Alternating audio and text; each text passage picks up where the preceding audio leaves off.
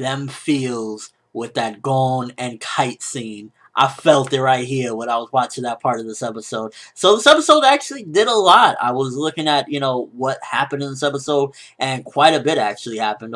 Started off with the whole Chitu versus Knuckle and Morel, and, that fight was pretty interesting. I like the animation of the movement and stuff like that, and the, little thing of pretty much how they put that tracker thing on him, not tracker, the thing that sucks up Nen, so it slowed him down, which is good because it kind of just like put out the problem for now, even though he could still do stuff if he really wanted to. I mean, he is a freaking ant, so yeah, he don't got Nen, but he can still go eat people. So it's like they kind of slowed down the problem, but they didn't stop it. So I guess, they're going to send somebody else out to go get Chi-Tu, which eventually I'm hoping somebody just rips his freaking head off or something, the way Kitawa did to Ramo in last episode. But I guess, they sold out the problem, so that was pretty cool. And then my favorite scene of the episode by far, the part where Gon pretty much realizes that Kite is like just some dead zombie being controlled and whatnot, and they just handle that so well. First of all, the animation, and just down to small details, down to seeing the hesitation in Gon's footstep.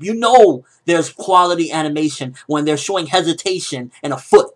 Like, they did an amazing job with that scene. It was very well done, and it really got me sad to see it. And I wish the anime would have handled the introduction between the two a little bit better, like the old one, because me personally, I know when they really met, so it's like I get a little bit more of a different feel than probably the average person watching, but like the way they did it kind of just seems a little bit like, oh wow, so Gon is sad over this guy that he just met, even though he knows connections. But me personally, I look at it like, okay, I know what really happened. I know when they met and how Kitawa inspired him. And I wish the anime would have kept to that, but for whatever reason, they decided to deviate. But regardless of what, the scene was still beautiful, and I love the way they did it. The animation, everything, the sentiment behind it, and then we also get to learn about the strings being, controlling him and whatnot. And this episode also got past those 30 days, so we got Gon getting his Nen back, which is great as well. We freaking covered 30 days in this episode, which I felt was great, because I was getting a little bit like, oh, okay, how much longer we're going to see Gon without his Nen and stuff. This kid needs his powers back, so it was great as well that he got the Nen back. And overall, this episode just covered a lot of good ground with some very quality moments. We even find out that Netero is getting ready to strike, which is like, this is going to be a tremendous battle, because if they were saying he wouldn't even survive against the Royal Guards, how the hell are they going to do this? And I'm interested to see, like, did they really progress enough for Gon and Kitawa? This is one thing that's worrying me, because they're going up against Neferpito. Like, they're going to break up and whatnot.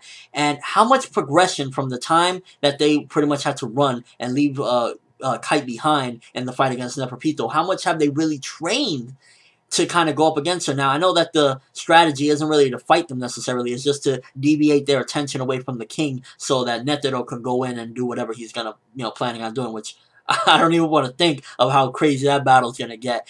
And, it's like, have they progressed enough to really make a difference in this particular point? Because it's like, if Kite got fucking killed in the process, what are they going to be able to do is what I'm really thinking. And I'm just curious to see how all this is going to play out. Now we got setups, so it gave even a good setup at the end of the episode with all that. The one part of the episode that I wasn't too fond of is I felt like they were on the train a bit, talking a little bit too much about Gon and Kitawa and how, the uprights. That was probably the only part of the episode that was a little bothersome. But everything else, it was just a lot of good setup, a lot of good emotion. It even had a little bit of action in there. And I think they just handled this episode really well. We learned a lot. And it's just like, it's showing as well that not only are they monsters, but they're actually really strong as well mentally, in the fact that they're doing like some crazy political shit where you got Neferpito bringing the people over to the palace and whatnot, and then they're gonna either, eat them or kill them and whatnot. So it's like they're even doing like shit in a sneaky way, which overall just I'm loving the way it's going with the king and, what he's trying to do with his palace and whatnot.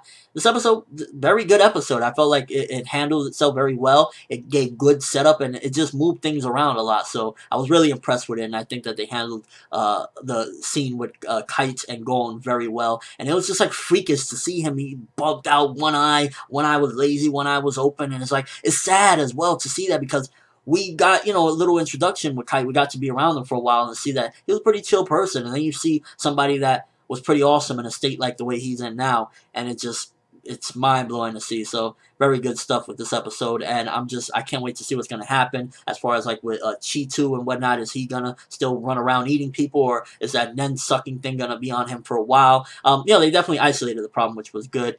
And I just like also the bond that's slowly being formed regarding Gon and Morel and Knuckle and all them. They're really starting to care for him, and I could definitely see them, like, if worst case scenario something goes down, I think that they would definitely help Gon and Killua, but particularly Gon, because Morel especially seems to have taken a real liking to Gon, so I could see him throwing himself in jeopardy if it meant, saving Gon's life, which is going to be interesting. And just seeing that Gon really has, in a way, I guess, progressed, because it did show that, like, if he would have did that Jenkin Rock on him, he would have pretty much killed him. He said, I really wasn't intending to kill you, and Morel was sweating bullets, so it's like, he did progress, I guess, in a way, but, I don't know, it just seemed a little weird in that aspect. It's like, hopefully we get to just see some amazingness with the Neferpito stuff, because, Neferpito can move pretty freaking quick, so it's like, I don't know, I'm just really excited to set up for this one. Overall, very good episode, giving this one 8.5 out of 10. It gave good setup, great moments, great emotion in it,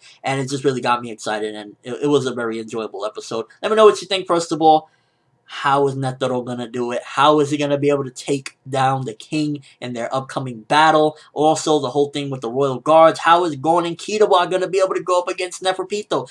I'm going to be real with you. I don't see it. I could see Gon and Killua possibly. This is Yoshihiro Togashi. He throws crazy surprises. I could see Gon or Killua, maybe more so on the lines of Killua, dying in the process against Neferpito. That's just my opinion. I don't know. We're going to have to see what happens with this one. But again, very good episode. 8.5 out of 10. But that's all I have for this review. Thanks for watching. Hope you enjoyed. Thumbs up if you can't wait to see these epic battles that are coming, because it's looking so great right now. This is that Hunter x Hunter amazingness, and I can't wait. I'm ForneverWorld, and as always, people, have an awesome day.